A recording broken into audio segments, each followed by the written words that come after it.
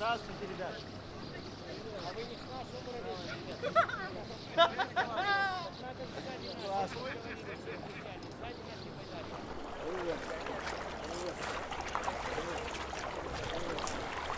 Станете, как болгарки,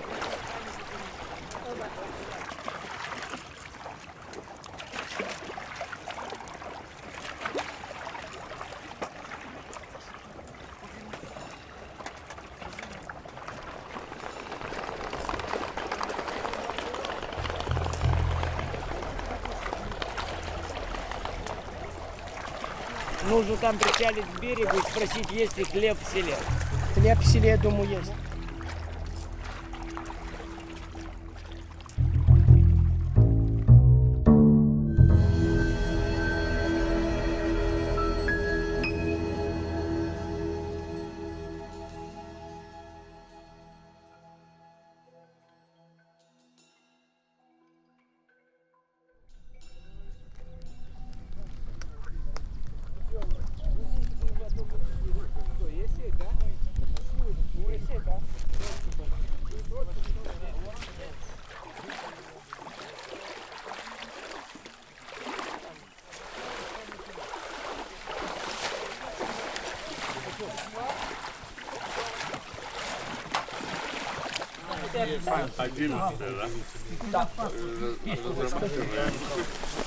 Немножко придется гнуться сейчас.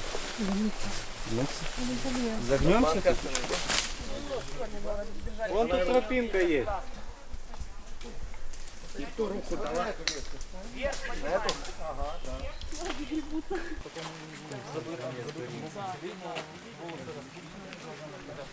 Мы идем сейчас по Днестру, снимаем фильм.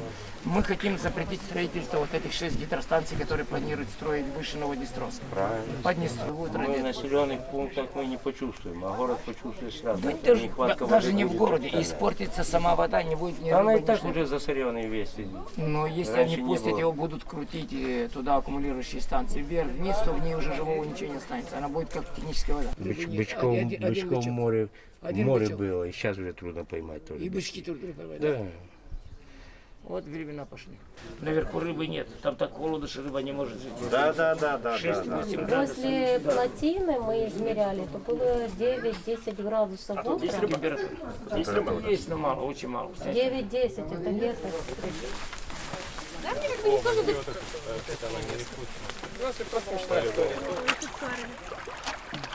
Ирина.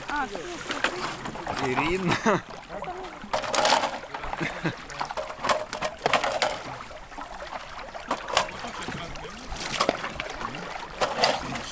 А еще Стой. Еще вы вперед, а то сейчас стягиваем.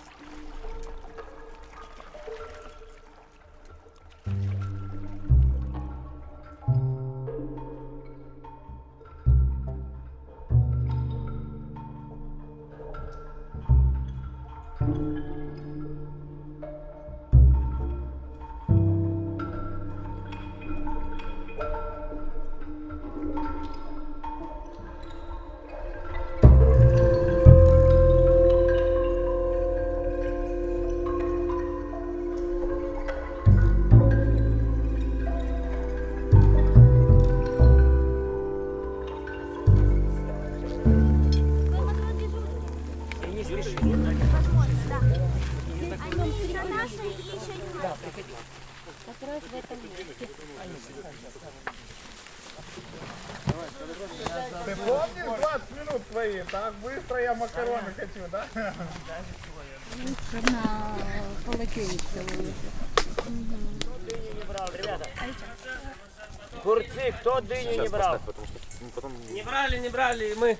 Давайте.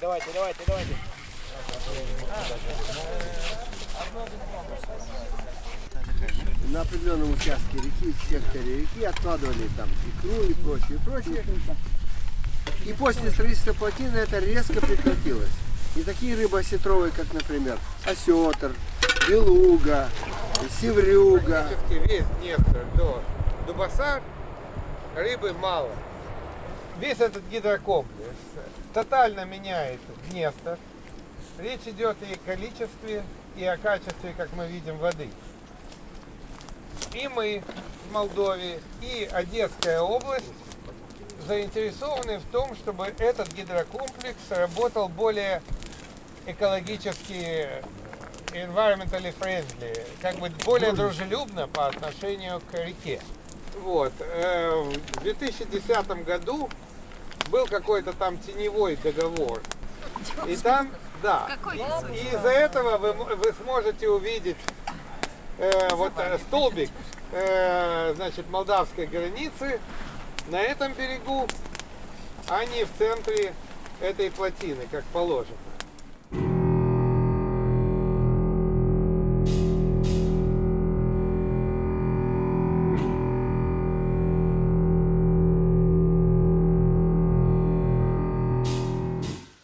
Основное воздействие Днестровского гидроэнергетического комплекса сводится к тому, что существенно нарушен гидрологический режим реки.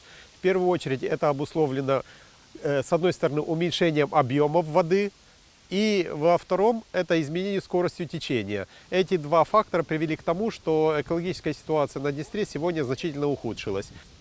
Необходимо сказать, что все проблемы, которые существуют в Днестре, они являются следствием тех проблем, которые возникли в результате гидростроительства на Днестре. Это процессы заиления и зарастания Днестра высшей водной растительностью. Это изменение биологического разнообразия, к сожалению, его уменьшение. Это появление новых инвазивных видов. Это проблемы, связанные, кстати, не зависящие от гидроэнергетики, но тем не менее, это, к сожалению, еще продолжающиеся работы по изъятию песчано-гравийных смесей. Но здесь необходимо сказать, что эта проблема усугубляется именно гидростроительством на Днестре, строительством плотин, которые, к сожалению, уже предотвращают передвижение песчано-гравийных смесей по руслу реки. Это тоже очень большая проблема.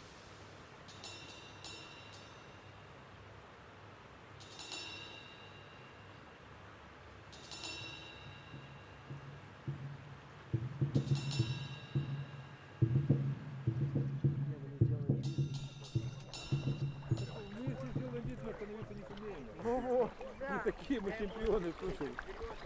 Фигурной гребли. Не, я сейчас причалю вот так, чтобы выйти на бетон. Там мог бы так глянуть.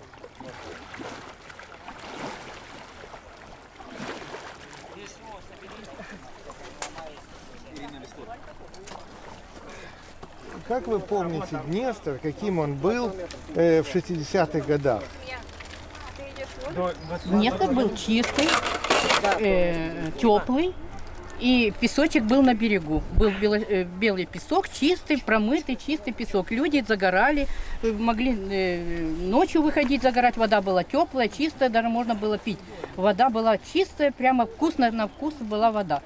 И купались все, занимались теплоходством, но Днестр, дно было песчаное. Можно заходить и прямо весь Днестр обойти и нигде не наколешься. И куда делся этот песок? Как начали промышленную разработку, когда стали корабли здесь, сделали пристань, начали добывать гравий, начали доставать из дна вот этот камешек, и началось загрязнение. Очень много было ракушек. Вот выходили вот здесь, все, растительности это не было, это сейчас нанесло эту вербу. Это перловицы, жемчужницы, да, такие большие. Да, они двустворчатые, красивые. Прямо можно было их сырыми кушать, поливать вот так лимонным соком и прямо кушать. Они были прямо... А теперь их совсем нет? Их вообще нет, уже очень много лет. Это где-то было 70-е годы, вот последние они исчезли, в 70-х годах.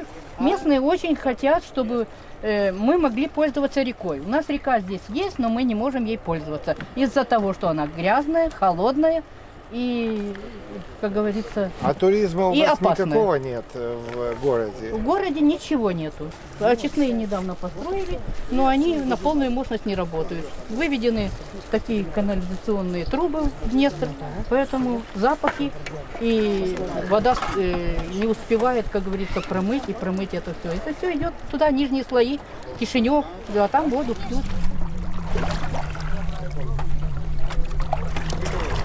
То, что здесь очистные работают не в полную меру. И в силу этого оба города сбрасывают неочищенную воду. Аналогичная ситуация в Сороках. И вот отсюда начинается проблема Днестра. И при том, что вода очень холодная, значит и самоочищение реки идет очень плохо.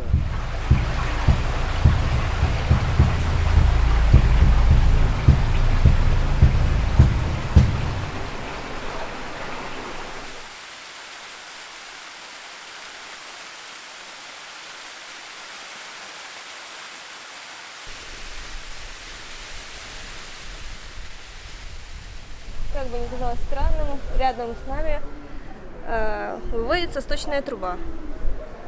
По сточной трубе вытекают все отходы жидкие города прямо в реку. Отсюда идет загрязнение воды, страдает зоо и фитопланктоны, также растения, прибрежные воды. Вода становится непригодной для жизни.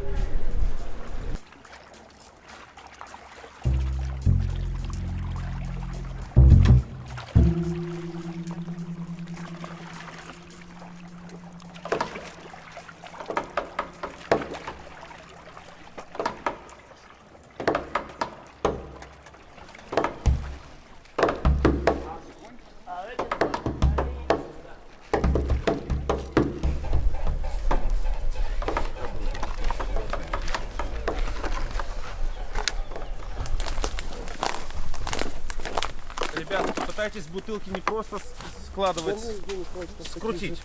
Река Днестр – это абсолютно самостоятельная и автономная экосистема. Она здесь протекала еще за миллионы лет до того, как появился современный человек. Река Днестр не имеет проблем, человек имеет проблемы. Основная проблема загрязнения вод – это непосредственно сам человек. Да, каждый из нас выходит на отдых, на шашлыки, вроде бы как будто собирает мусор. Однако, тем не менее, посмотрите, это как называется? Кто это все сделал? Что это? Пластик.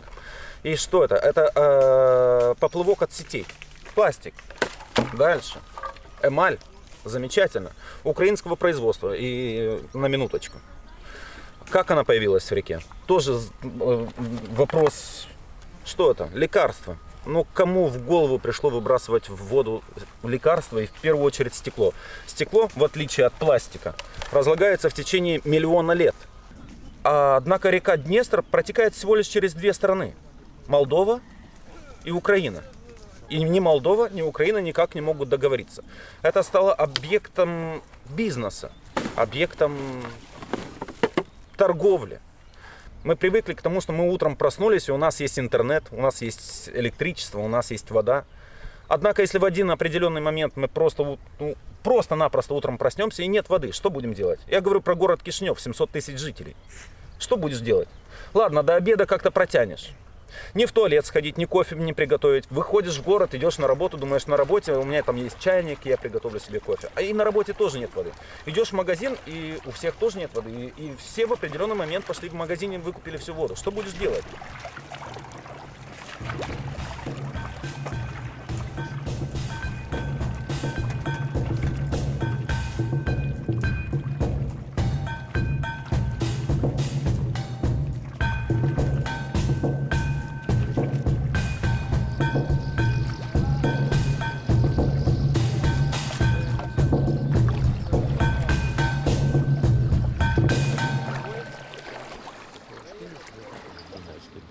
Ваня 2 раза в неделю новое правило. Это до 22:30.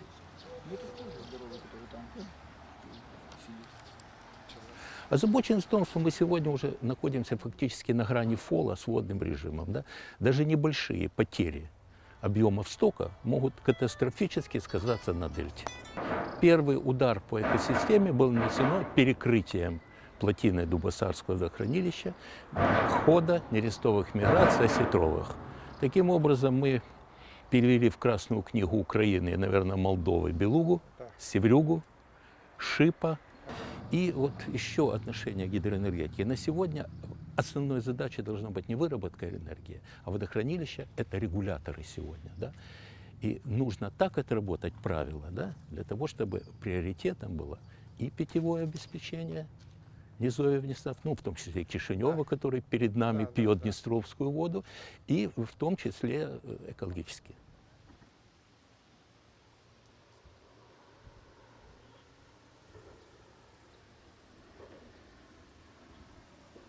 Надо сказать, что гидрологический режим, он изменяться стал не только посезонно и с дождевыми паводками, но он стал ежесуточным.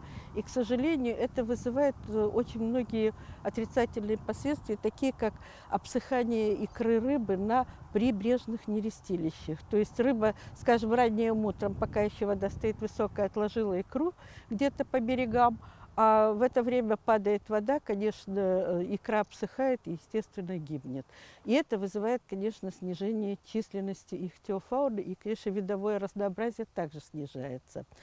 В связи с введением в строй Новоднестровского гидроузла произошло парадоксальное изменение внутригодовое, парадоксальное изменение температуры. То есть весенне-летний период температура пониженная, а в осенне-зимний она повышенная. Изменение температурного режима вызывает также и изменение состава кормовой базы, а изменение гидрологии тоже также влияет очень сильно. То есть здесь все взаимосвязано. Одно за собой тянет другое. Ну, второе, какое было последствие, следующее, это то, что мы навсегда отрезаны уже от Карпатского региона. У нас никогда уже не придет ни песок, ни гравий, ни камни уже, потому что та плотина уже все это удерживает. И, следовательно, такие виды рыб, как литофильные, псамофильные, которые в естественной, исторически сложившейся ихтиофауне реки составляли более 70%. А раньше видовое разнообразие было в Днестре намного больше. Сейчас, в связи с тем, что вода холодная, плюс еще в связи с тем, что уровень воды все время колеблется то выше, то ниже, животные, которые обитают в прибрежной зоне, для них это наиболее благоприятные условия. Здесь больше корма и прочее. Они в один прекрасный момент могут оказаться на суше, когда уровень резко. Это зависит, все определяется. ТЭС-2, вот эта электростанция, которая находится. Открывают шлюзы, вода пошла, смывает часть насекомых, животных, которые там обитают. Вода упала, и они оказались на суше. Кто может ползти, уползает, а кто не может, засыхает. Я сам лично наблюдал такую картину, когда в месте, где нерестятся такие обычные рыбы, как лещ, тарань, они нерестились возле Гаянского залива. Ягорлыкское заво, Дубосарского водохранилища. И в это время гидроэлектростанция сбрасывала воду больше, чем на метр. И я лично помню, почти до колена ходил в икре. Почти вот до этого уровня я ходил, икра отложенная. Естественно, что она высыхала. Это погибали миллионы икринок. Потенциально это будущая рыба.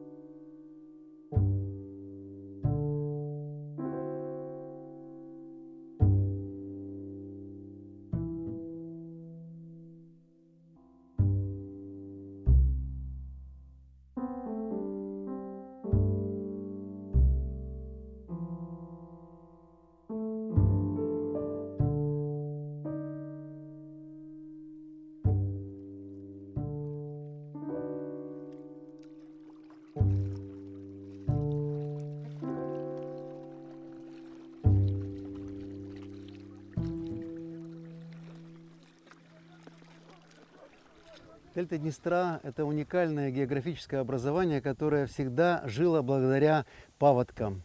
Половодья, весенние, летние, они давали энергию и жизнь всей дельте. И благодаря этому было очень много и рыбы, и много птиц, как представителей, находящихся на вершине пищевой цепи. А со строительством Днестровской ГЭС и всего каскада в начале 80-х годов это привело к катастрофическому явлению, которое вылилось в то, что в весеннее время, когда очень нужна вода для воспроизводства рыбы, для воспроизводства птиц, всевозможных беспозвоночных, которые живут на мелководьях, и воды не хватало.